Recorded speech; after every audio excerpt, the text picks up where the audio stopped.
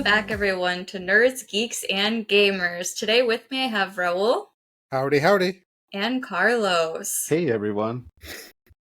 Yeah, Carlos is a little sleepy today, so we'll see if he can last the whole podcast here.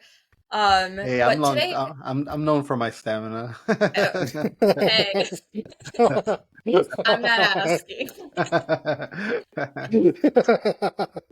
Today, though, we will be talking about a show that I actually wasn't liking the first few episodes, but I kind of was forced to watch it, so I finished watching it. But it's called Arcane, and I feel like everyone has watched it already.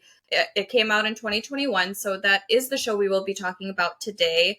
But before we get started, as always, we kind of like to talk about the things that we've been watching. So, Carlos, I'll start with you here. What shows or movies have you been watching this week?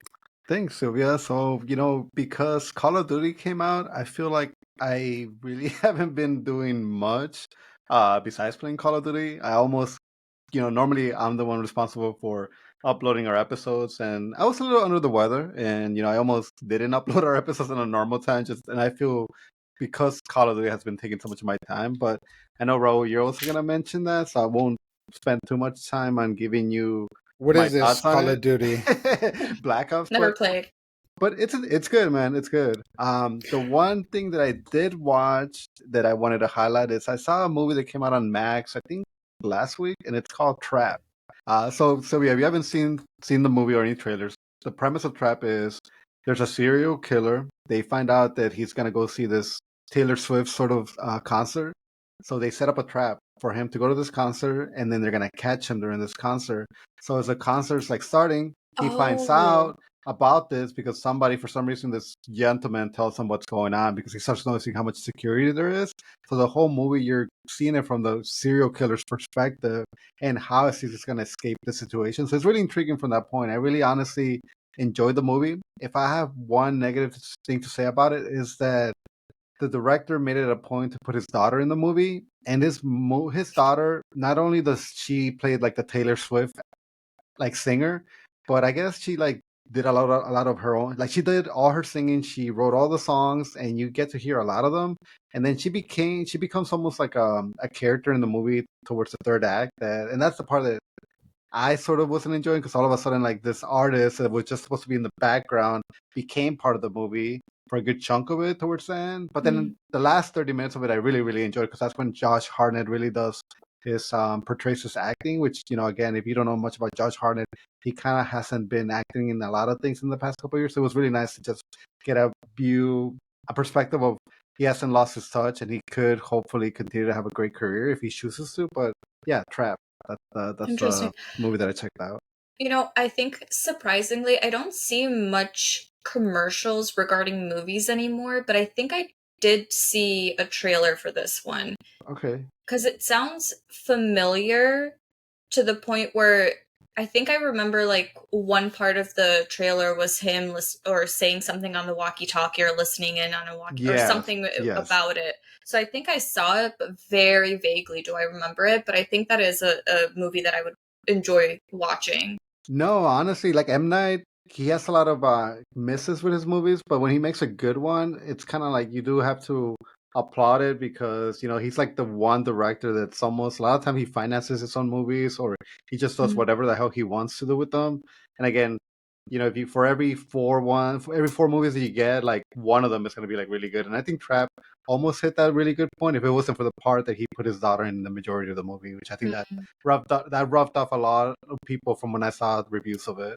No, yeah, because I did hear reviews, so I really didn't want to see it, and I didn't know that it was on Max, or else I might have seen it too already. But because I honestly I just want to see it for Josh Hartnett, but I did hear about something that takes away from the movie is how much his daughter is displayed, it kind of seems like it's a commercial for her.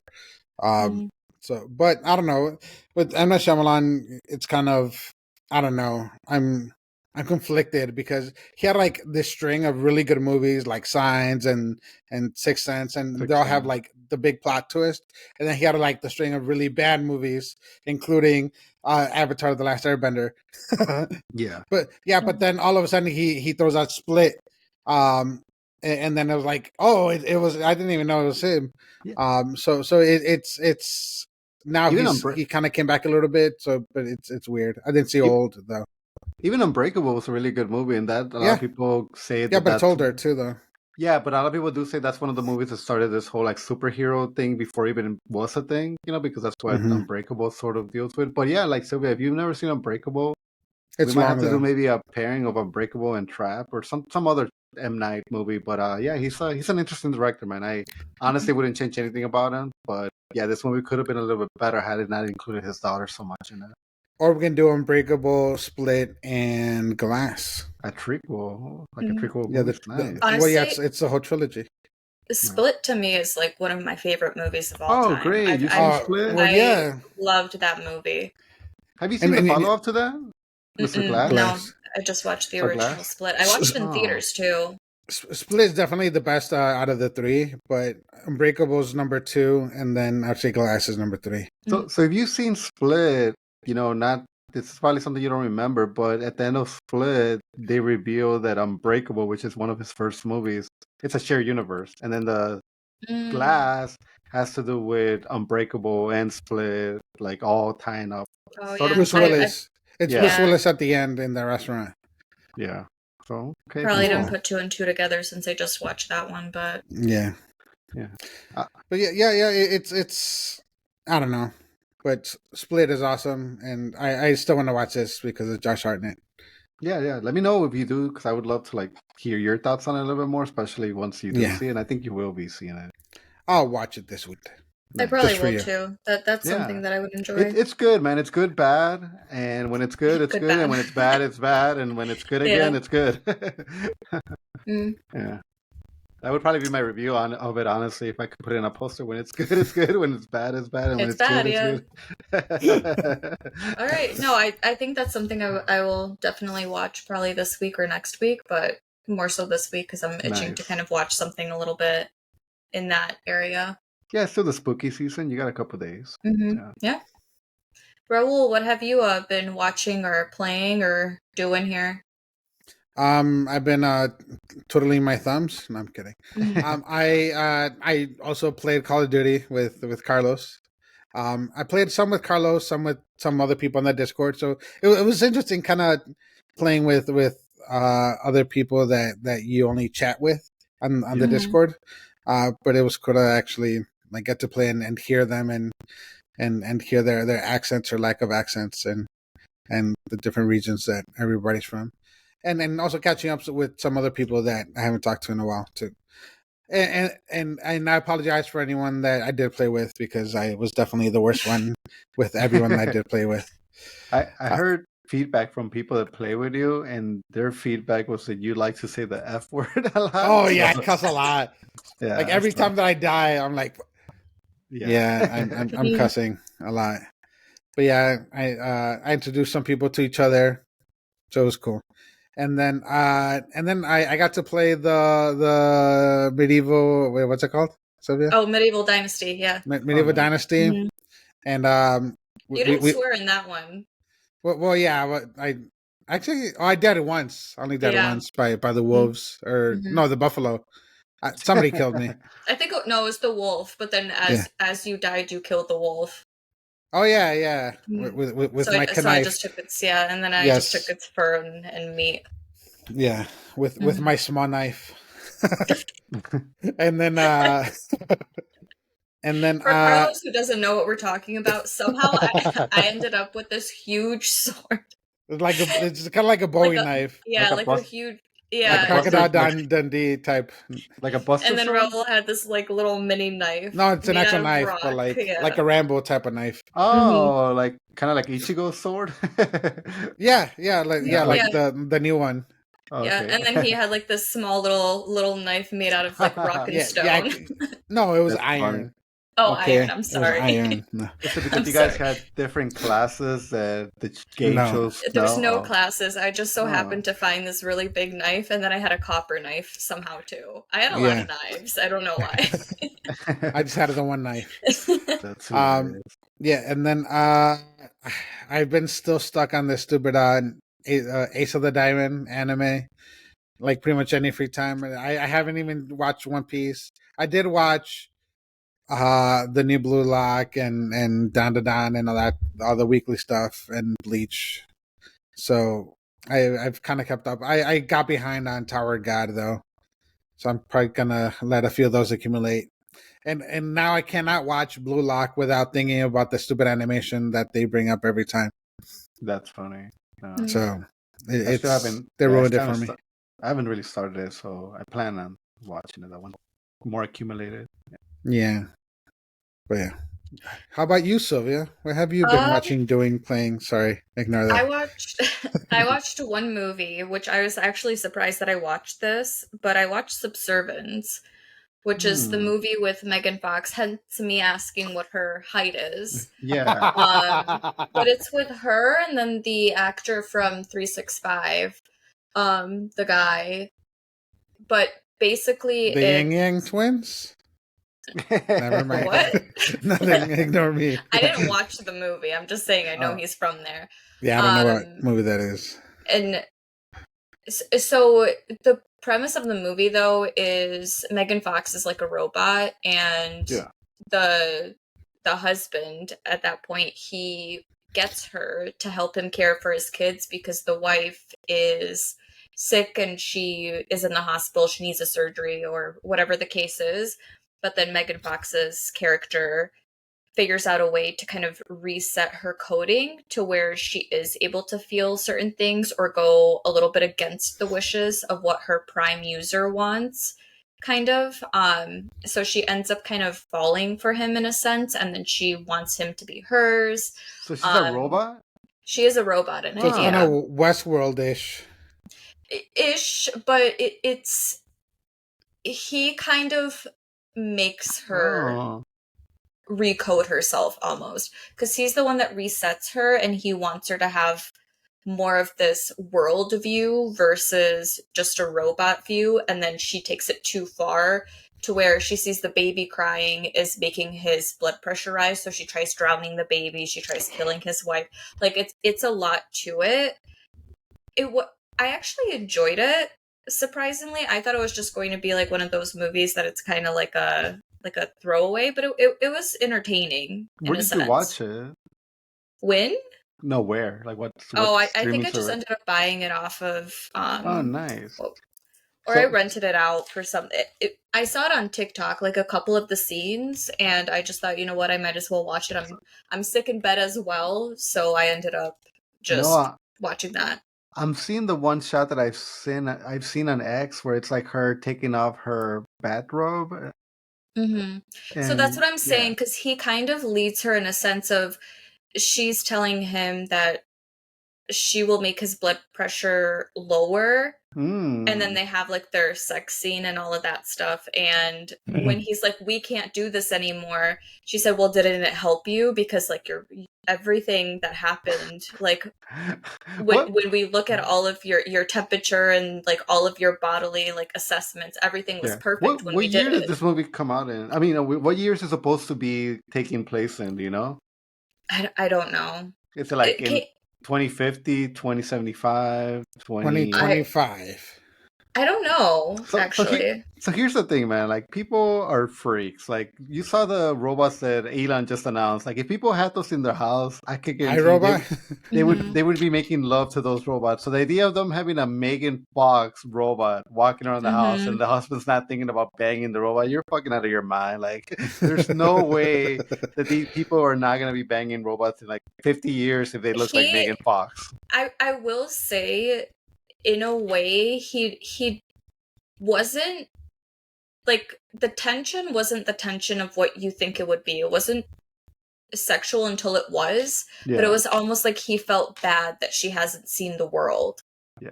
So he wanted her to experience things not from like a robot perspective of you have all the knowledge and this is just the knowledge you have in your brain. He's like, experience it and then have your own knowledge about it. Because they're watching Casablanca at one point and he's like, delete your memory of Casablanca and then watch it with me and then tell me how you feel. And that's when he resets her and that's when she starts recoding herself almost. No, dude, I really want to watch this movie now just because like I don't care about the Megan Fox robot, like whatever. I want to understand again, like what has happened in this world? Like, what's the mentality of people?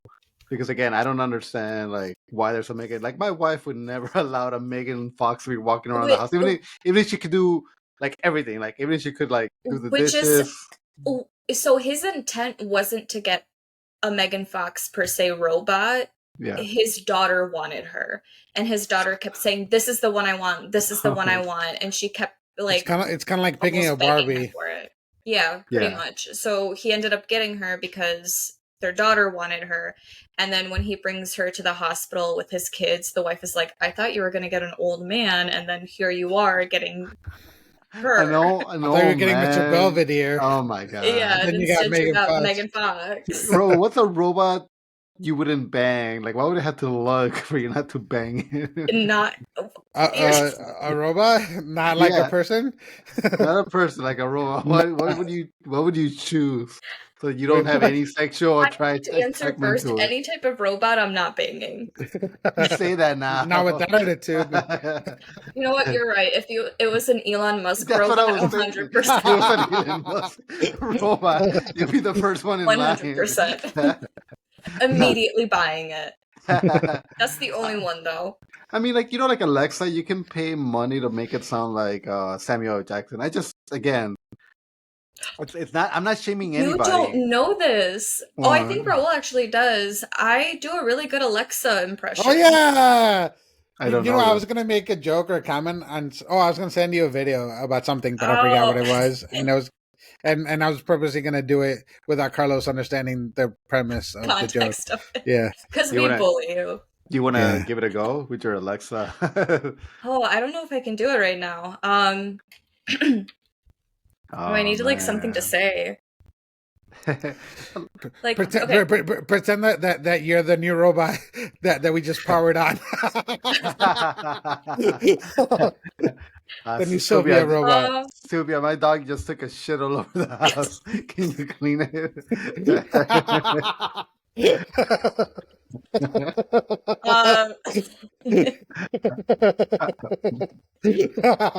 So I guess it would be like, oh man, hold on.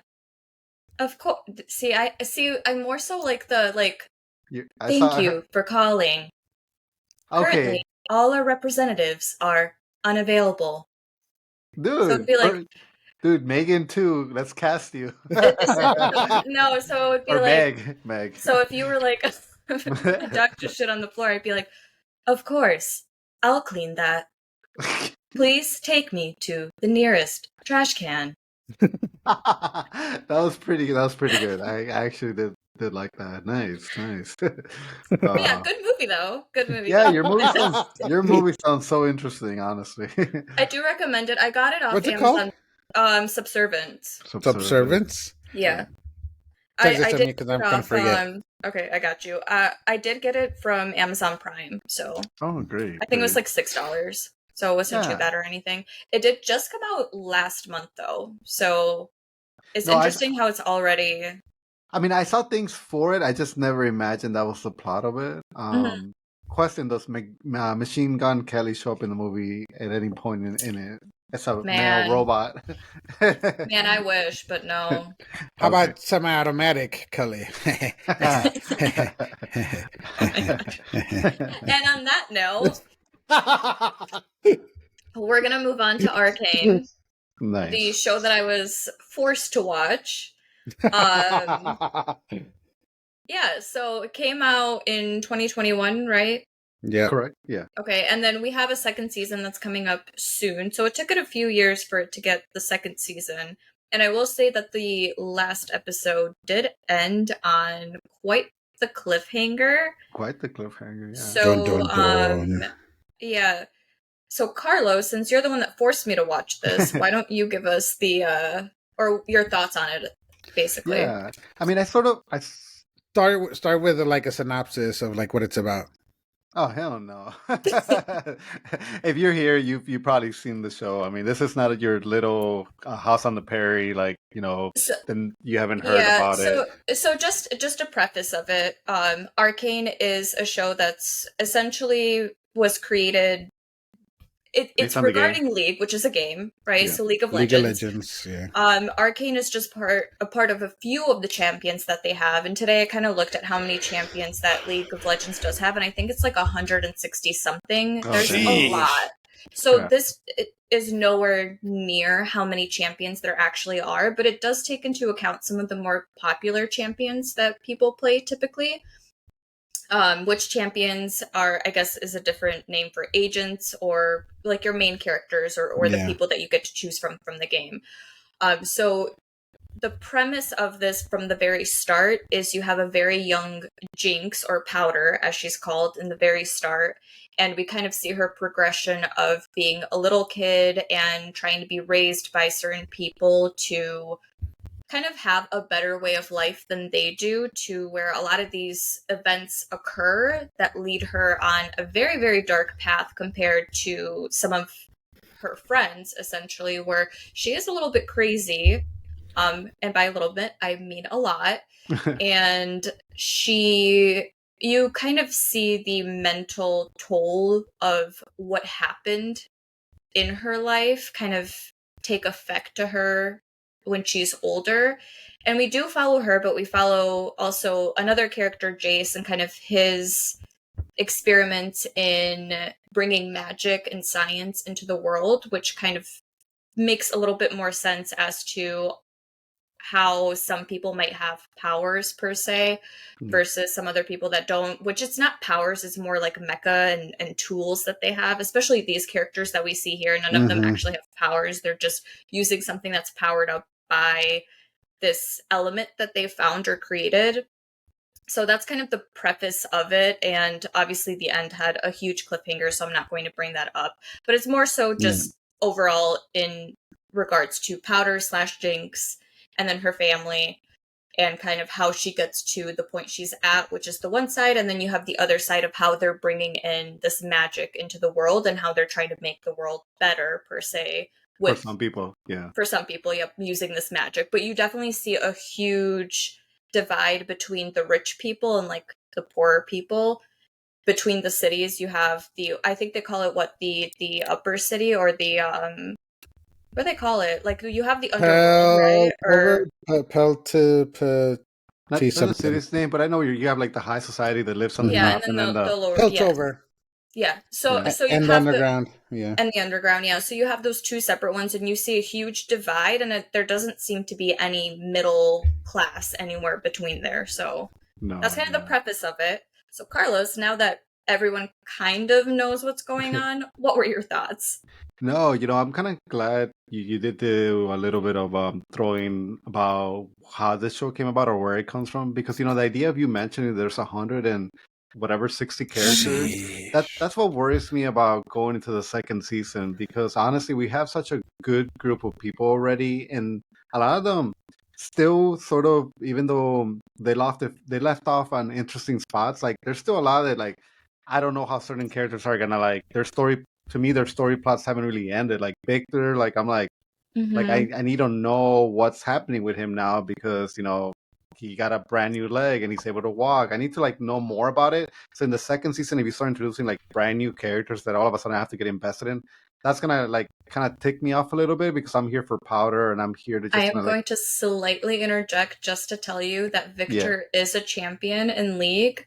Okay. And you would have no idea what he like. If you were to see his champion, you would not think that it's him. It wouldn't. Is he though? The tech? Don't spoil it. Don't spoil it for me. We're not going to spoil it, but yes, what you're thinking, yes. But I'm just saying, like, I don't want. I play with him sometimes. I just don't want the second season to all of a sudden introduce a lot of characters. But I do feel like this show, because my understanding is it's going to end with the second season, like the story for these characters. But I would love to see spin-offs in this world, because I think this world has a lot to offer. Yeah. And to my surprise, one thing that, you touched about the idea that they use this magic and they combine it with like mechanical technology. I almost want to see more of the magical part of it, because it's a little bit hinted in the beginning, but you don't really see a lot of like these users that can control magic or use these tools for like specifically just for magic. So I want to see that. But no, Sylvia, I'm glad you stuck with the show, because again, I sort of defended you in the last episode where I did think that the first 2 especially the first two episodes, they kind of have you believing that you're watching this kind of show. And by the time you get to the third episode, especially the end of it, you're like, oh crap, like I guess I'm not watching that kind of show. And by the time you start the fourth episode, that's in reality when the show actually starts in the movie. Like, let's say if this was a movie, the movie does pick up, and all of a sudden you understand why these characters are the way they are, or why in the world of League of Legends, like Jinx is portrayed the way she is. Because like, in the beginning, you're like, why? How does this like powder little girl could become Jinx? But you do get to see that by the end of the third episode. And I don't know, man. I thought it was very impactful. A lot of scenes, especially at the end, did make me care so much for these characters, almost to the point where, like, even though I already knew what had happened, like I wanted to scream at the TV, I wanted to cry, I wanted to cheer for them. So I don't know, man. I just, for some reason, like, I think Arcane does a really great job at giving you something that I think anybody that has, first of all, anybody that doesn't like video games, anybody that doesn't like animation could watch and really enjoy if they stick with it and they don't walk away just based on the first two episodes. Again, I think the first two episodes are possibly the weakest part of the show. But even then, like when I saw the show, like I was hooked from the beginning, and that's probably the animation, and then like also the opening sequence, because I really like, I fell in love with the song. Uh, but I will say, like I was hooked just with those two things. But I never played the game before I saw the show, and I'm kind of glad that Netflix dumped like the whole show at once, because I was able to binge and then kind of get through all of that and kind of understand like who these characters were and all that stuff kind of all in a row. That way there was really no time for me to get disillusioned or anything. But I don't know. I thought it flowed well for that, and I don't know. The first two episodes seemed like such a small part, but I didn't realize that it was like two whole episodes of that past stuff. I mean, we're starting to see the death of, like, again, back in the day, if people were making a movie based on video games, except for maybe Mortal Kombat, which is a success, people are like, this movie is not going to be good. It's going to be a failure, almost a jinx. If you make a video game movie, a video game, any kind of adaptation is going to be a jinx, going to fail. But like in the past 5-10 years, and I don't have specific examples, but I know Sonic. that there has been a lot of properties that all of a sudden, like, critics are loving, kids are loving, adults Super are Mario, loving. It's making Sonic. it's making so much more money. So like, yeah, this idea that you can adapt a video game because it'll become trash, I think that's gonna slowly be dying as we keep progressing towards like them actually taking chances on these projects. So like, I'm excited because I think Arcane was one of the reasons why it was in the conversation. Like, hey, they made something based on a video game and it's freaking good. So I think Arcane did a lot for the movement of getting rid of that stigma that video games adaptations are bad, which, again, this show proves why it's not bad and why you can get really good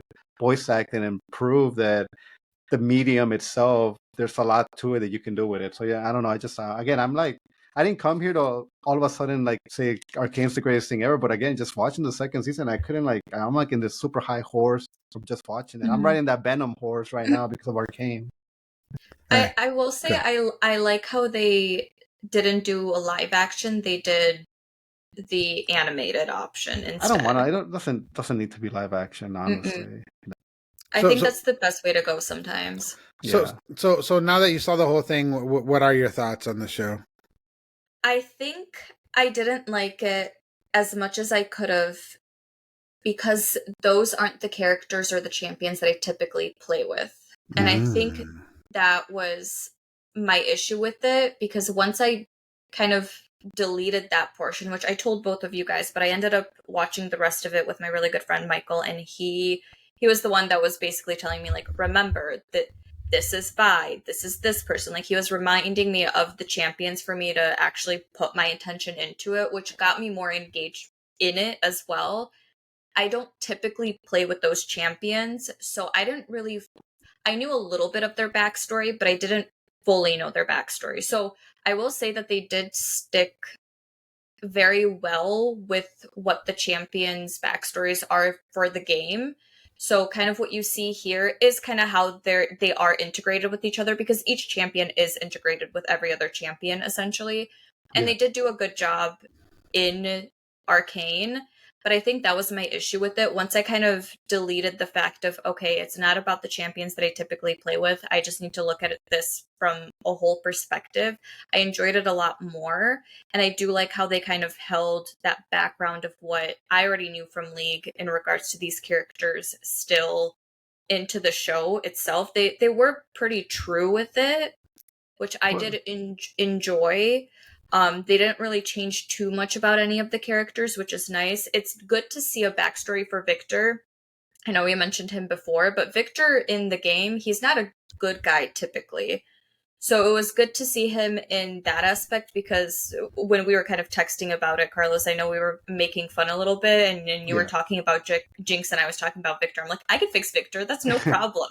He's like the sweetest guy, and you were probably looking at it like, yeah, I mean, he's chill. Like, there's nothing wrong with him, but the champions that I really wanted, and I also texted this in kind of our group here, was Morgana and Kale, because they're actually sisters with each other, and those two I would have loved to see, and I would have killed to see kind of the backstory of that. Maybe we will. At one point, yeah. But I do think, Carlos, I know you were saying that you don't want to be introduced to other characters. I don't think they are going to introduce much more. The integration between the champions is every champion kind of connects with another one, but it's kind of like within the power of 3 to 8. Not all of them are interconnected so much. Sometimes it's because this one person knows this person who knows this person who is now connected to the person that you're thinking of. So I don't think they're going to keep introducing new people or bring in a different storyline. I think they're going to continue with this one. No, it's crazy because the only League of Legends things that I played is a card game, and that card game is something that I spent a lot of not money but time into it. And I could say, like, yeah, there's a lot of other legends. Is that what they're called, legends? Or champions? There's other champions, that I would have loved to be like, hey, why don't you add this champion to the show, or why didn't you make the show about this champion? But I think at the end of the day, just the fact that they chose people that I would have never said, like, hey, let's make a show with Vi, let's make a show about Powder, and let's run with those two characters being like the story up front, like these are the characters that we're gonna spend our time with. Like, I would have never chosen that. But again, me really not putting that idea or that mentality, like I didn't get what I want, did make the show really good to me, because again, all of a sudden, like, after I was done with Arcane the first time I watched it, I did go into my card game and I did try to like play with those characters, because all of a sudden I kind of was like, oh, I like these characters a lot, but in the game they didn't do anything for me. They weren't the kind of characters that would help me win or get to a victory, or I could form my deck around them. So I abandoned them right away, but I didn't really impair my decision to say, like, why did you make a show about these characters where you should have done this character, which to me he's a superior one. Like, I don't know, I feel like I wish you played the game a little bit more, as in like actual League, the game, like on PC or whatever, because their banter with each other when you're playing, whether they're on the same team or on an opposite team, you get so much lore just from that. And if they are on the same team, you kind of hear the break in their voices when they die or when they're fighting, whatever the case is, and you get all of that conversation to where you almost want to connect them together, because you want to have them essentially talking with each other. No, it's so funny that you mentioned that, because you're referring to like Apex. There's a Sombra character, and there's like a robotic character that I can't think of his name right now, where if you pair them together, they start talking crap about each other because this robot killed Sombra's like mom and dad when he was little. So for some reason, I understand exactly like what you're saying, because in Apex, even though it's not a story-driven game, I know this from either the introduction to Sombra and things that I've read or them having a discussion to understand that like these characters hate each other. So that's kind of interesting to like hear that.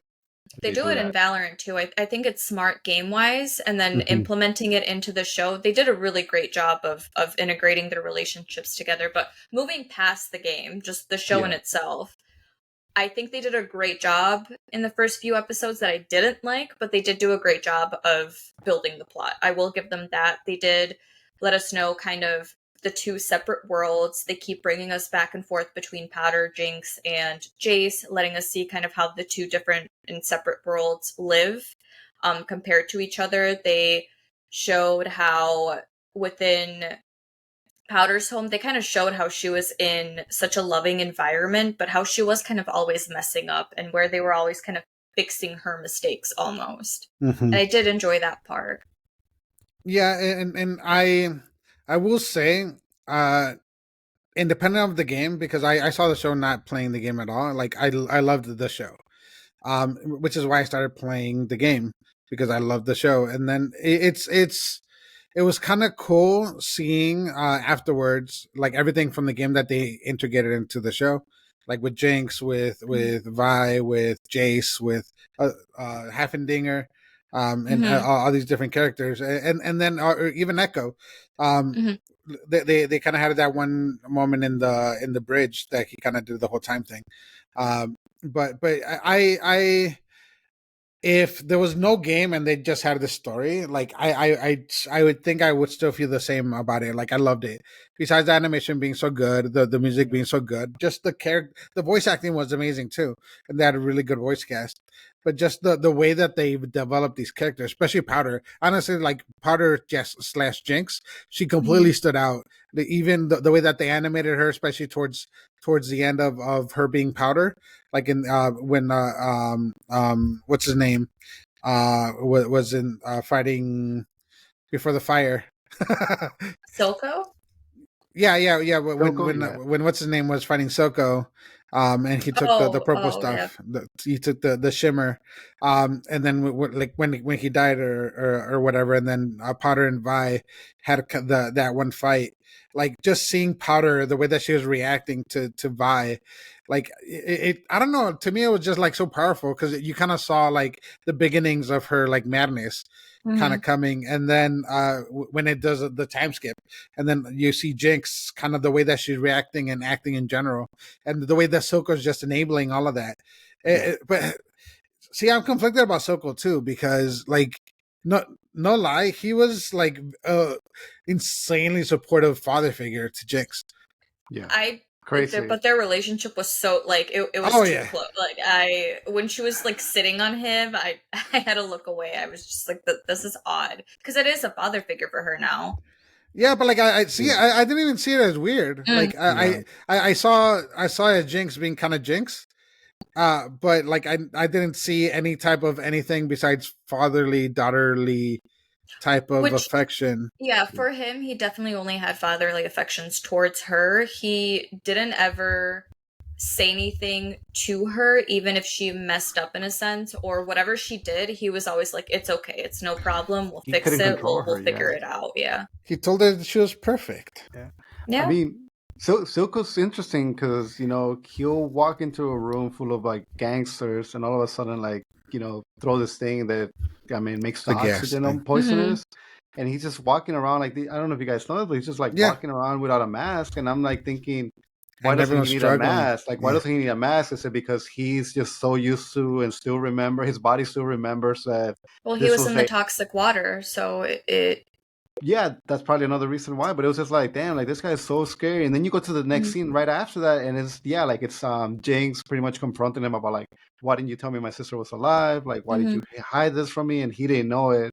So that sort of kind of gave him like a little way to like not upset her completely. mm-hmm. But that was so crazy. Like, yeah, you have in one room he can be so intimidating, so scary, fully in control, and then in another scenario with Jinx, he's just Mhm. like, yes, honey, you can do whatever you want, and just make sure you play nicer next time because you played a little bit too hard and people got killed, Mhm. died. So it's kind of crazy with him.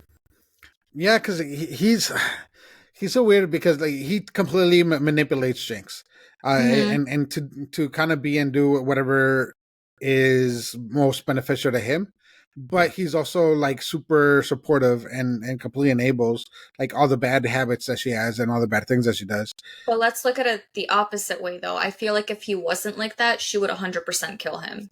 Oh So I yeah, think he knows how to play his cards because who in their mm-hmm. right mind, and she's smart. Let's be fair with Yes, yeah, that. She she was the always only was one that was able to, the right, hex even when tech. she Yeah, was younger and she, yeah, she was the only person that would have been able to build that. So obviously he had to play to her side. So it's more of a, is he playing to be a nice dad based on the fact that he needs her right now, or does he actually care about her? Because that we never really get the full story of. I think he I, started like that, but then definitely by the time skip, he's invested in the fact that because I mean it's easy to say like, hey, I'm gonna take this girl in and I'm gonna like give her freedom and raise her to be like to use her. But you see the way Jinx grew up to be, and she grew up instead of being like resentful towards like, hey, you're sort of the reason why I killed these two friends of mine, why my adoptive like real I guess father, like the first one he had, like died, and I lost my sister. Like she's not like that towards him at all, which is so weird. Because at the end of the day, like Jinx should be one of those people that should say like, I'm gonna kill you, and once I get that moment, there's nothing that's gonna stop me from doing it, and you're only controlling me because you're holding this one wild card, but it's not played out like that at all. It's like he legitimately, like they do have that father and daughter relationship. It's so weird how that even came about. So I don't. It's yeah, I understand what you're saying, because it's a little bit hard to accept because you yourself don't believe under these circumstances these two people could have that relationship. Which we should back up to. So Jinx Jinx to get to where she was with Silco, we have to kind of explain the process of how she even got with him, right? Because she was with Vi beforehand, her group of friends, and Vander, right? There we go, yeah. And all of them, but basically what happened is she thought she was going to help them because she had that little, I forget what they're called, but like the little mana balls or whatever, but they weren't weren't created in the sense of them being Hextech now, or now being safe. They were still kind of unsafe in a sense. So she thought that she was going to help her so-called dad, Vi, and then her two other friends by setting the bomb off, essentially, and making sure that they don't get hurt, even though they were just about to be able to get out of there.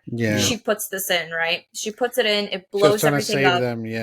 But it kills both her friends. Vander is injured. Vander doesn't want Vi to die, so Vander takes the shimmer, and now he's crazy, but he's still trying to make sure that Vi is able to get away. So Vi ends up slapping or whatever to Powder because she was saying how it's her fault, and that's basically how Silco finds her, based on the fact that this is what happened. It's not that she wanted them to die, but then we go forward in that time jump and she has both her friends as robot forms or as whatever forms, like they appear to her, and hallucinations which you would think Silco as a good father would be like, hey darling, like this probably isn't safe for you, maybe we should kind of work on that. But she never worked through her trauma. It was almost like he was feeding into it to get her to do what it is that he needed her to do. Yeah, well, he was pretty much using it to manipulate her. Like that was the whole point of keeping that trauma around and using it against her, and which just kind of escalated her issues that she had. It'd be really cool to see like a psychiatrist or somebody kind of talk about like Jinx. Yeah. I thought she was the best part of the show. Honestly, I think I was telling Raul that the way Jinx is the way they recently try to make Harley Quinn be, which is she's independent from the Joker. She does her own thing. She's a smart girl. She can go on her own adventures. And just the fact that, and maybe when they were creating this show, they took inspiration from that, because obviously it's hard to like think about Jinx without thinking of Harley Quinn. But like Jinx to me already comes like, hey, there is no Joker. I'm already running, like doing whatever the hell I want. I'm super smart. I can create the best weapons. And just her fighting skills, not only like are her weapons that she used cool, but I thought she was just always aware of her environment. She could always just like dodge things. I just thought for somebody so small, and she was hiding in the shadows too. Yeah, just for somebody like so small, skinny, whatever, like she just brought a lot to the table. Like obviously she probably couldn't go one against 5, but I think she could put up a good match, especially when you saw her practicing against that robot. And it's like, damn, like dude, like, I don't know. My money's on Crazy. Cool? I feel like she would win. Yeah, and I think Vi would hold back because it's her sister. But and also keep in mind, Ella Purnell, your one hall pass that you would want. Okay, I don't know if we've established that, but okay. I'll talk to your wife and be like, by the way, she should be his. No, but that's the last time I ever see you in my house. Yeah, probably, or the last time I'm allowed in your house. But like she did a great job, and then there's other people too, like what's her name? Haley Steinfeld was yeah. That's your 2 hall passes, Carlos. Yeah. At the same time? Oh, okay. Now we're talking. With your wife. It's worth me not being allowed at your house again. Okay. Oh, and the other thing, Jace. So I don't know if you guys have seen Lucifer, like the live action show, the DC show Yeah. that ended up on Netflix. The detective is the dude that voices Jace, but I don't know. I thought that was cool. And just for everyone to know, Jinx was based off the Joker, Gollum, and the actress Helena Bonham Carter. Okay. So those were her inspirations on creating her character, which Joker. I definitely see the Joker and Gollum in kind of the, which I understand why people would say Harley Quinn because she is the female version of the Joker. But now that we have kind of Jinx's story and a little bit of Vi's put in, let's kind of talk about Jace because that's a whole different side. Yeah, it's like the contrast of it. Can we talk about Jace and Caitlyn together? Or yeah, just... Jace, Caitlyn, and I believe Mel also. Yeah, kind the of council all woman. of them. Yeah. Yep. So all of them over there. And Hyphen Richter or whatever his name is. Yes, a Heimerdinger. So he's the cutest little bean too. Him and his little. Oh my god, Michael told me this multiple times. The little white thing that he had. It's a porous. Yeah, but he had the little pet porous. Whatever it was. It's so cute. The little white thing with the horns. Oh yeah. But we have Jace who comes in. He's trying to make all of these studies about the magic and bringing it into science. And Heimerdinger basically is like, no, we're not doing this. And he tries to send him off. But Victor actually gives him the second chance. And they kind of sneak into... He saved his life. He was gonna kill himself. And then later on that place... I know, it reverses, yeah. Where Jace saves Victor. So he brought him into that room. They were able to kind of put the whatever it was, the little orb that they had into the system and kind of make it work with the magic.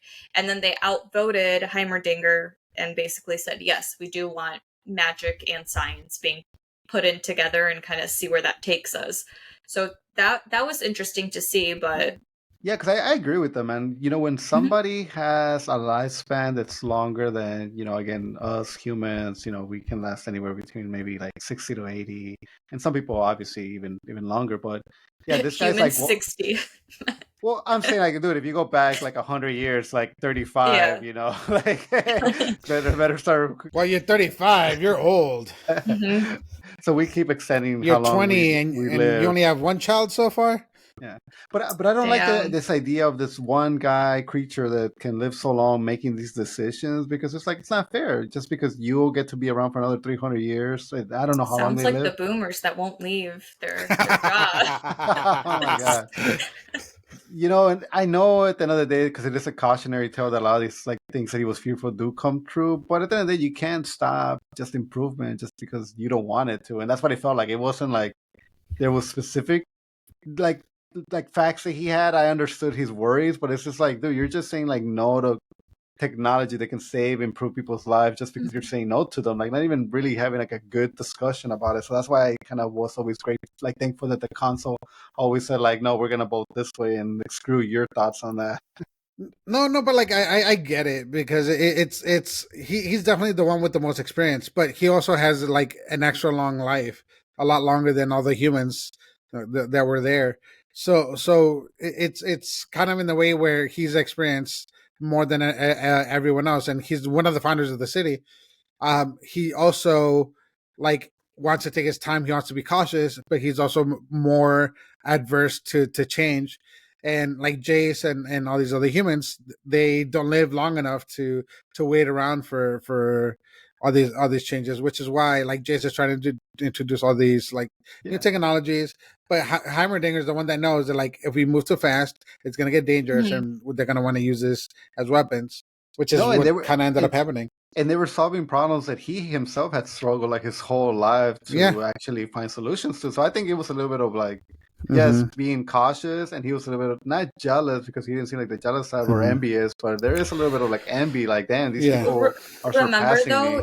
He's been alive long enough to see worlds fail starting to use this. So that was his caution that he was telling him. Like, I've seen worlds be destroyed and fail because they started using this type of power and magic, which is why he tried to exile it from the start. He was Mhm. like, we don't even want this. We don't want to have the opportunity of anyone using this incorrectly. Let's not even touch it, Well, type of demeanor. yeah, I mean, it did get eventually to the point when we do go to skip forward, and it's just like it's all about profit, man, and that's Mm-hmm. it brings me back to our world where it's just so many decisions are always being made about like, okay, what's our next invention? How do we get more profit? How does our company keep growing if we don't start getting our investors their money back? And I hate when decisions are made for that reason.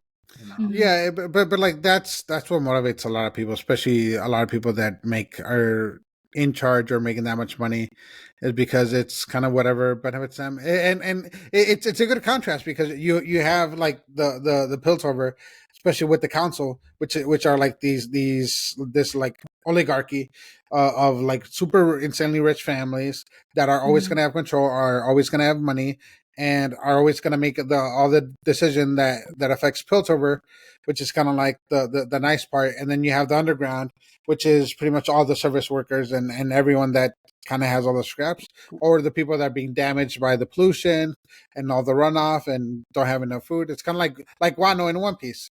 Well, you know, you can kind of compare this to the discussion we're having today about AI and the fact that most companies, like it used to be like 5 years ago, where like, hey, this one company is working on AI and it could be a breakthrough, and people were like, should we not? To the point where it's like, fast forward 5 years later, now like it seems like every company is coming up with some kind of AI thing, and it's just like, which one is the company that's just like cutting all the safety procedures, just moving Which forward one's and Skynet? in front of the line to get Yeah. us AI to make their stock or whatever, and that's the one that's gonna fuck us over because they're not being careful. So it's just like, god damn it, like yeah, like sometimes we do need control, but you can't stop progress. It's something that I also kind of like, you know, have learned just from my history. You just can't stop it. Mhm. You know? But it does seem like Jace and Victor, at least at this point, they have a monopoly over it. They know how to Oh, use it. absolutely, They yeah. know what they're meant to do. So it's everyone wanting to buy from them. Yeah, and they have good intentions too. In the beginning, they have yeah, good Yes, intentions, yeah, and then at one point that they get misguided because they start being selfish, or they want people, or they want to use this technology for what they believe is the right thing. But it's kind of like what they say that every villain is a hero in their own story. So it goes in two routes, right? Because we have Jace, who fully, for the most part, just wants it for the good things, right? Yes, to He benefit the people.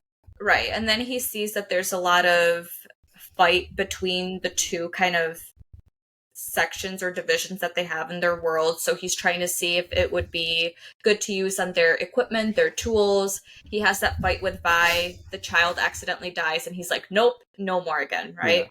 But then we have Victor, who realizes now he's really sick, and he goes back to his old kind of scientist that he had met, and he's like, I understand now, which is him keeping alive this poor pet that he has that's mutated, but he's telling him that he understands why he's keeping it alive. And now you have Victor going on the other end of trying to see how he not just scientifically can put in that magic, but he wants to put in the biology into it too, to help him kind of fix himself, his leg and everything else. Because the ends justify the means at that point for him. So he, wanting to be good, now is starting to stray.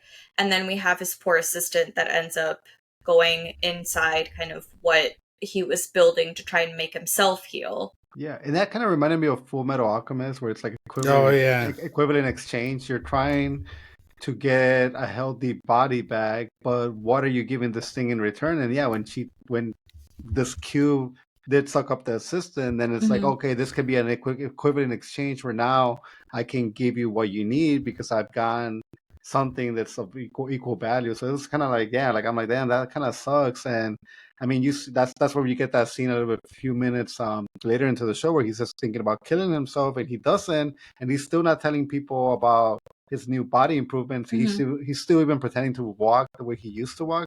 Well, because I think that it's temporary. Because after his assistant got sucked up, like he was back to, like, he had to crawl around because his leg wasn't working like it was when he was running. I wasn't sure about that. So is that a thing is that where the evilness comes from? That he's gonna have to continue to feed this addiction of his in order to continue Well, to kind live? of to get more shimmer because he has to use shimmer in conjunction with the hex tech stuff in order to improve his body. And I think he's just Oh going to continue to use damn! more and more shimmer, Yeah, I thought and it Gotta was it's a going to remember, one and be done deal. If it's a he's going to turn continuous into thing, Mr. Hyde. the more shit. you're using shimmer, the more it kind of starts changing who you are almost too. So Yeah. So, like for example, like if he used it and he got his body like to work normally for a few hours, I mean, even if it did go back to normal after like a day had gone by, does that mean that he's still close to dying, or him doing it maybe gave him like 60 more days to live? Like, does that, like I don't know. I guess that's the kind of stuff that I'm wondering. oh no. It Yeah. probably just like temporarily like Delayed it. improves his quality of life and probably like heals him temporarily. So it's just kind of prolonging the No, event, the inevitable. That's what I would think. So however long the effects of the shimmer and like the combined everything happens, what I would assume is that that's how much longer he adds to his life. no, I'm glad, dude. I'm glad you guys like put the spotlight on Victor because Sylvia, yeah, like I noticed him. It's not like I wasn't noticing him. And again, that scene where he's running and it was like, damn, that's impactful. But then what Yeah. follows is that his assistant gets sucked into the thing to like what healed him. So like now I'm super invested because like I'm like, damn, like yeah, like I felt like his story plot didn't really lead to anything towards the end. But now that you guys are telling me all these crazy stuff about him, I'm like, damn, at the end of the day, it's like, is that who our villain is for the second season? Because, we do get that side, what is it? Jinx's father figure, what's his name? Silco. Silco is no longer going to be in the picture for Mhm. the next season. So that's why I'm like, damn, is he the new bad guy now? Dude, that was intense too. Yeah.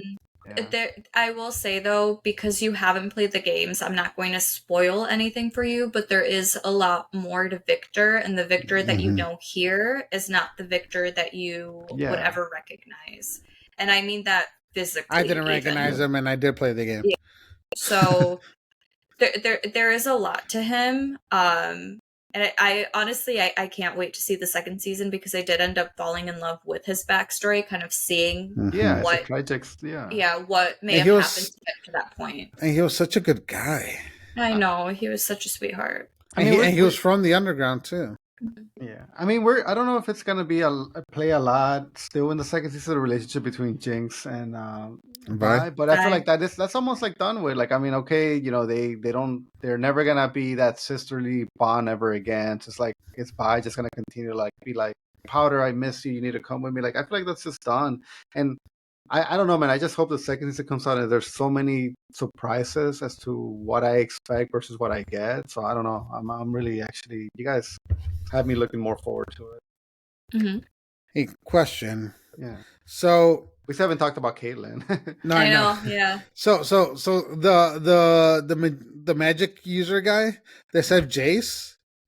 Do you know who that is? Because I don't know. Magic user guy. That's not Jace. No, The one that that saved saved him? Jace. That Yeah, saved that saved him. Jace and his mom In the beginning. That's But didn't I thought it was Heim. No, because he was a human tall. Yeah, it was tall. a tall. Oh. With the robe and the hood that like transported them from the snowy place to the. And that's what I'm talking about. There's this like magic element to the show where people are using magic like that. I still even want to know more about. Like, I'm like, show me what those people are doing. Well, yeah, because like Morgana and I thought her name was Kaylee. Kale, yeah. Yeah, because I do play with her, especially if I ever met her. But they use magic or some sort of magic type stuff, and there's other characters that like shoot other magical type stuff. So I'm sure at some point there's gonna be magic involved. I don't know where. There has to be, yeah. It seems like everywhere online too. No one knows who that character was. So. Oh, okay. Yeah. I haven't seen, like I was saying, Raul, like I have been completely closed my eyes to any trailers, anything about second season. So like I'm going in completely blind. Like I don't want to know.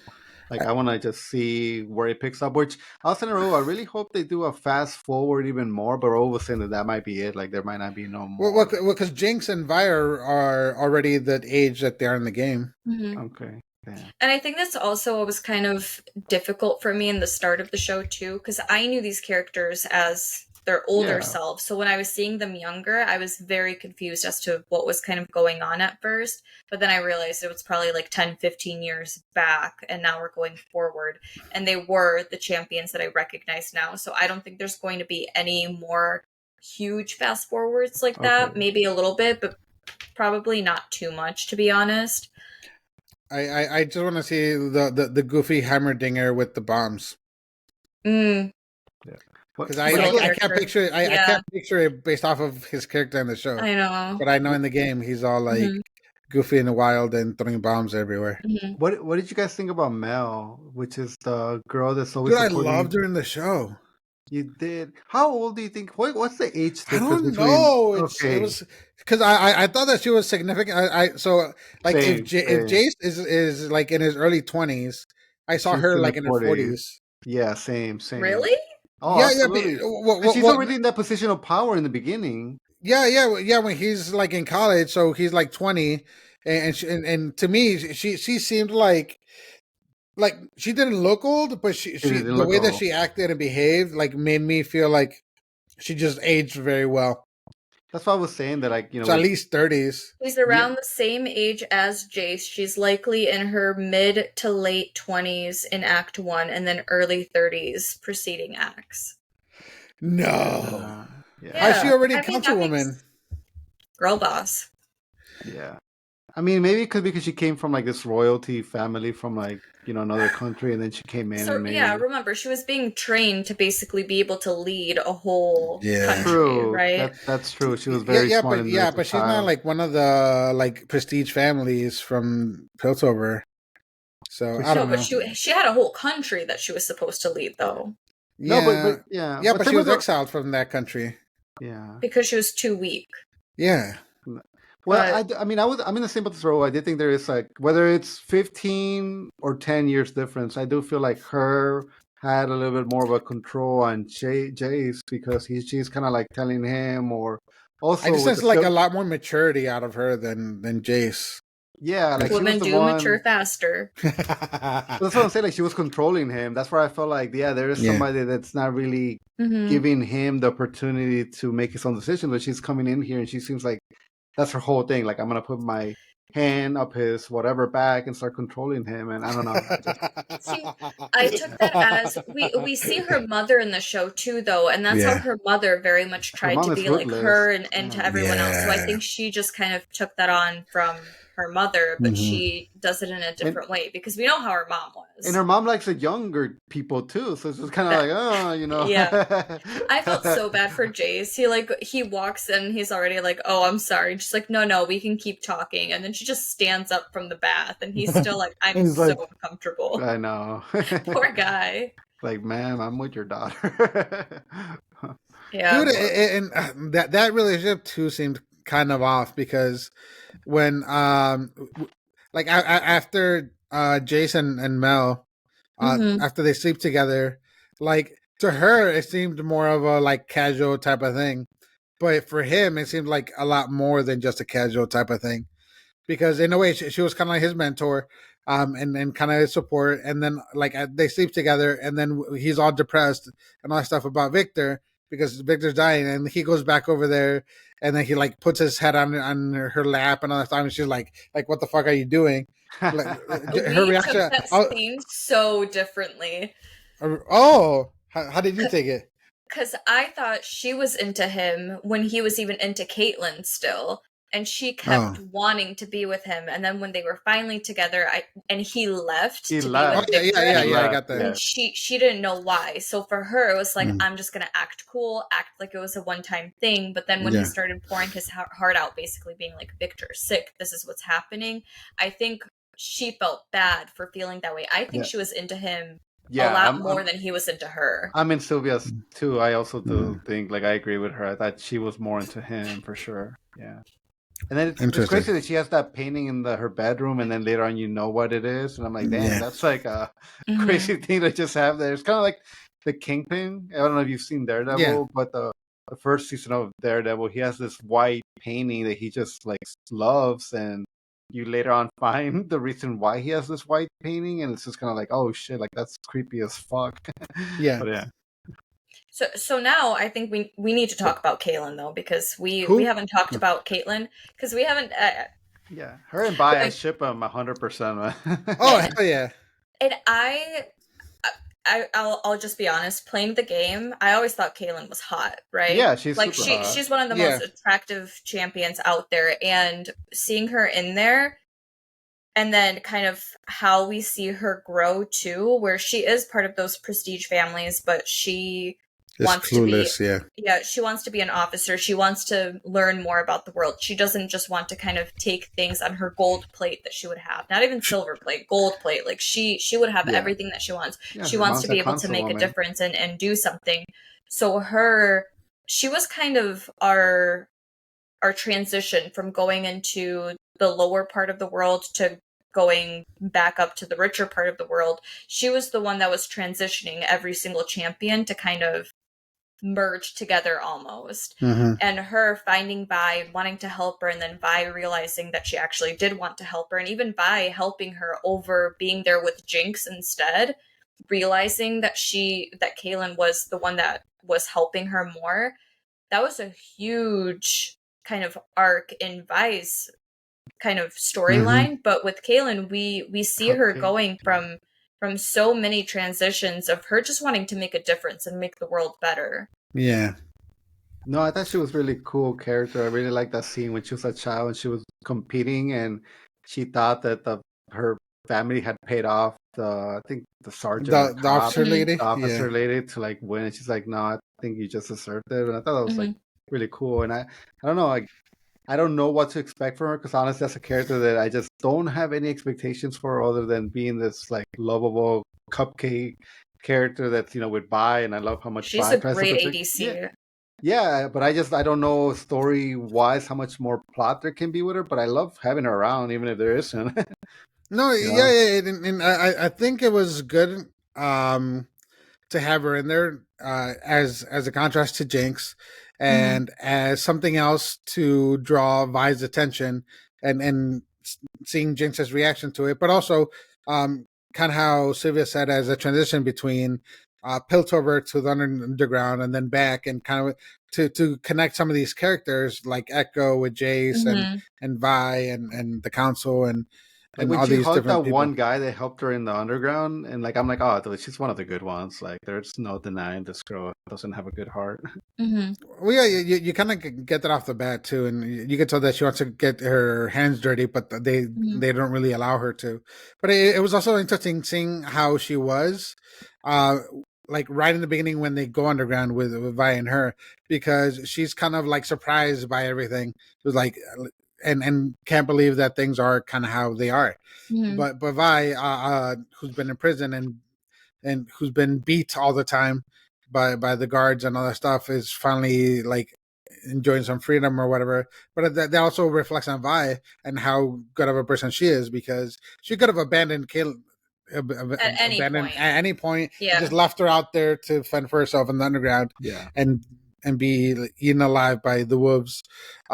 But I don't know, it was cool. Like I never really played with her much because I was never really too good with her, but it was cool seeing her there, and I don't know, I want more out of her and Vi together. Yeah, I ship them, man. Like, give me the show where they just leave and they're just building a house and somewhere else. And I think the biggest point to that transition of us knowing that Caitlyn was going to be the one that transitioned us to both sides is when she crossed that line in that prison, with Vi being there and then her saying, okay, like, screw it, I'm just going to cross the line, I'm going to show her the book and be like, do you know about this? And then Vi walking up close, and Vi didn't do anything to her, she was just talking to her, and then she got Vi released. I think that was kind of where we knew, okay, so she's going to be the person that brings Vi kind of back up there and to talk to people essentially about the Shimmer and everything else that's going on. And oh, go ahead. No, go ahead. And the other character too that really drew me, like, kind of from the beginning and then throughout the whole thing, was Echo. Like I love Echo. I love his, like, the way that they showcased him, everything that they did with the Fireflies, and he pretty much became like his area is kind of like the rehab / like orphanage that is treating the disease that is Soko. And I don't know, like I think it's so fucking cool. I thought his fighting and his power set and all that stuff was super cool too. And it was sad every time I saw like a Firefly die by Jinx or Soko or any of those people. But I thought it was awesome. No, yeah. And it was cool seeing Heimerdinger at the end kind of connect with him too. Mm-hmm. No, man, again, I think the show offers a lot. I will be disappointed if the next Arcane, let the story plots, let them end, but if they don't announce something soon after, like a continuation of this world, because I think it's just, I'm not done with it, and it's been, like you said, 3 years, and now that I just watched the first season, it just, again, puts me in a state of mind that I'm like, damn, this was just so unexpected, so good, and can the second season live up to the hype? So we'll see. I mean, it's only maybe 15 days we gotta wait till we get that second Yeah, season I think drop, it's November 7th that it but comes I'm excited. out. I mean, yeah. Sylvia, is that a thing now? You think you might actually watch the second season without us having With to the force you? cliffhanger that they ended on, yes, because they were all genuinely going my to God. vote that they were going to just be good with, like, The they underground, were yeah. all there. They were all just going to let everyone kind of be able to intermingle and do what they needed. And Jinx just, spoiler alert, Jinx just Her shot ultimate. that. She did her ultimate. Yeah, she shot Yeah. that huge bullet right where they were voting, and again, like, who's gonna right live? when, Who's gonna die? which brings Soko's us, dead. and it brings us back to when she was a kid as Powder still, right? And everyone was Ruining about to get everything, out, yeah. and she just ruined it all. And now they're all about to vote and just accept the underworld. And nope, she just shoots a huge That'd be bazooka such a down crazy there. plot twist if because I'm expecting that bomb it leads you to believe it's landing on their meeting, but either it has to be where that meeting was over an hour ago, so that's nobody's even in that building anymore, or that rocket is hitting a completely different building, because I know I cannot see all those characters just being gone. Yeah, that's So that a would lot be of characters interesting. to die. That's a lot. I think it's going to hit the building, and Jace is the only one that's going to make it out. Yeah, Oh, or man. because of Hextech or something, because of his hammer, or I don't know, something. But that's a lot. That's like a few big champions that would die in the show, and that they wouldn't be able to bring back. But it could also be an excuse to introduce new ones. You know who? Yeah, that we like the haven't new made. people with powers that are coming in. Yeah, like Morgana and Is Kaylee there- and the little girl with the bear. Kale. Is there Annie. more of that robot consular And Ash. person people around? Like the one that's like fully Oh, robotic? the robot ones? Yeah, is there more of that? Like, is there more of a I clan people, or is there like a know. country that's full of them? I know nothing of League lore, so Okay. that's all Sylvia. And I'm not going to bring a spoiler to you, so Okay. Damn. Okay. whether there is or isn't, I don't know. Oh, okay. That's what I'm okay. going to say. I thought you had It's something. kinda like good. Lost I in do, Space. I do know kind of what's probably going to happen, but I'm going to tell you I don't know. Okay. Yeah. And you don't know me well enough to get a read on that. And by the way, that robot is actually that healer from Overwatch. No. They're bringing Apex in and Overwatch, and everything's going to intermingle. Well, funny enough, I think it was Overwatch that had discussions with Netflix about doing a similar Arcane before even Arcane had come out, but they dropped them completely, which I think that was such a mistake on Blizzard. But Blizzard's been going through a lot in the last couple of years. But I think Blizzard. it was Overwatch, the one that I heard was thinking about doing the same thing, which I think if you played Overwatch, Riot Games that also adapts itself to like a similar kind of style of show. Yeah. Well, overall thoughts on the show. Great. Loved Carlos, great. Loved it. Loved it. For me, I will watch season 2. How's that? Hey, that's the best thing that could have came out of this episode, honestly. There we go. The best thing. Now, I do have a game that I want to do with both of you. Is it League? Yes, right now we're playing. I both told you guys to bring a piece of paper. Okay. And the One Piece? Just the One Piece, yes. I want you guys to put on one side trick, and then on the other side put treat. Trick or treat? Okay. Trick or treat, but trick and then treat. Like one, like on horizontal the or vertical? However you want, because you're going to be putting the papers up. And then you'll kind of be saying which answer it is, whether it's trick or whether it's treat. Okay, so like Oh it no, can be on the my same caves side look of the bad. paper. Can it be on the same side of the paper, Sylvia? No, make No. it kind of opposite sides, or like you can fold Okay. it if you want to make it on the same side kind of thing. Oh, okay. I like Yeah. that idea.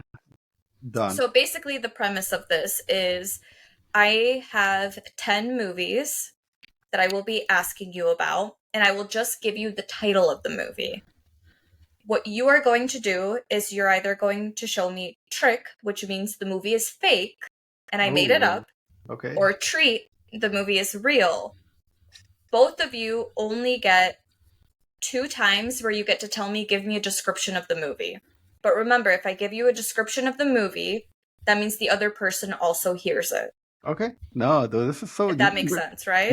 You've been really bringing your game, My A game here. yeah, to these games. Yeah. These markers that are make bleeding through the sense? paper. Yeah.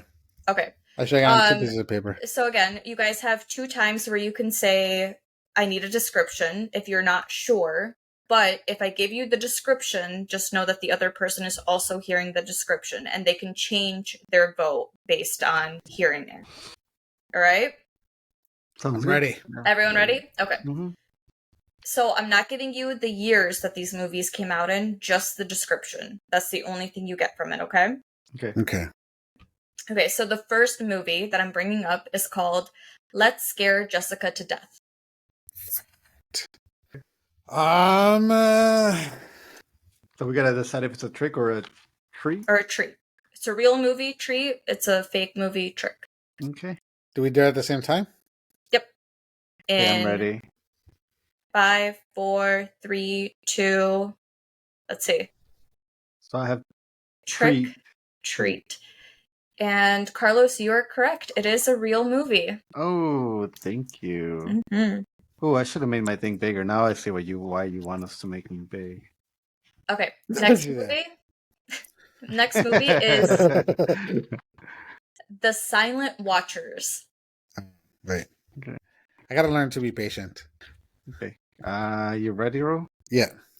Okay. In 5, 4, 3, 2, 1. That's a big countdown. Treat. It is not a real movie. That is a trick. That's a good one. So neither get point there. Okay. So it's 1-1 so far. Yeah. Yeah. All right. Next one is Echoes of Midnight. You know, I was gonna ask you, should you be saying the real movie after we guess or no? There might not be a real movie though. Oh, that's true. I'm just giving you titles. So Gotcha. Okay. Echoes of Midnight. And remember, you guys both have 2 descriptions each that you can ask for. Okay. So I think I'm just going to choose the ones that sound like they're fake as treat and the ones that sound like they're real as trick. Okay. That's going to be my strategy going forward. Okay. All right. 5, 4. Wait. What's the name of it again? Echoes of Midnight. Okay. 5, 4, 3, 2. Frick. It is a trick, Carlo. Yes, that's my strategy failed. It sounded fake. Next one is Carnival of Souls. I'm ready. Okay. 3, 2. Frick. Treat. It's real. Treat. Oh, Yeah. nice. We're tied. That one sounded real. All That's right. the first one I get right, I think. Next one, The Lurking Fear. These are so just I'll use my description on that Description? Okay, so The Lurking Fear, the description will be, in a town cursed by a strange family legacy, residents are plagued by mysterious underground creatures that strike at night. Sounds like a George movie. It sounds like if it would have been fake, does that mean you have to come up with that description yourself? Like you're the one, or she found I it somewhere. have descriptions for all of them. Oh, okay. Okay. I'll say treat. No It's countdown real. for this It's one. a treat. Yay! I'm back on top. Sounds like a real B 3 to movie. All right. Next one is The Haunting at Blackwater Mill. Oh, Okay, I feel I'm like ready. I've seen this one. 3, 2, 1. Victoro. Damn it. It is a trick. Ah! Oh. It is not a real movie. Okay. All right. Number 7, we have Deadly Revere. Oh my god! All of these sound fake, or some of them sound real. Carlos, you have 2 descriptions, and Raul, you have 1. I don't even think the description would help me at all, though. I use my second one. Use it, Raul. It's a group of friends visiting an old mansion, experience horrific nightmares, only to realize that the nightmares are bleeding into reality. Oh, come on. What's the name of it? Deadly Revere. Okay. I'm ready. No, treat. It is a trick. Yeah! It's a trick? Only because the title didn't make sense. Oh my god. I thought you were going off Nightmare on Elm Street. All right. Yeah, but that's not the name of the movie. It's not called Deadly Revere. Number 8, we have Burnt Offerings. Burnt Offerings. Offerings. All right, I'm ready. Okay. 3, 2, 1. Treat? It is a treat. Yeah. Oh my god, this is just luck, bro. Just don't even think about it. Those aren't fake. If you ask for the description of that one, it was a family moves into a mansion for the summer, but the house seems to possess a sinister force that influences each of them in disturbing ways. What? Oh, so like every scary movie. Scary movie, yeah. Yeah. All right, number 9, Hour of the Wolf. Okay. I'm ready. You give me do the description. Go. Okay. An artist's mental state unravels as he and his wife retreat to a secluded island where he experiences terrifying visions of sinister figures. In 3, 2, 1. Trick? It's a treat. Oh, so we tied. No, it's 4-3 right now. 4-3? And we have the last one, so you guys can tie if Raul gets this and you don't, Carlos. Okay. The movie is Shadows in the Pines. Bro, what are you doing? Are you voting trick or treat? I don't know. Shadows in the Pines? Shadows in the Pines. I'm picking this one. I will read the description for you guys on this. Okay. Friends camping in a dense forest encounter a shadowy figure that appears only in their peripheral vision, leading to a deadly game of hide and seek. I'm ready. Okay. The description solidified it. 3, 2, 1.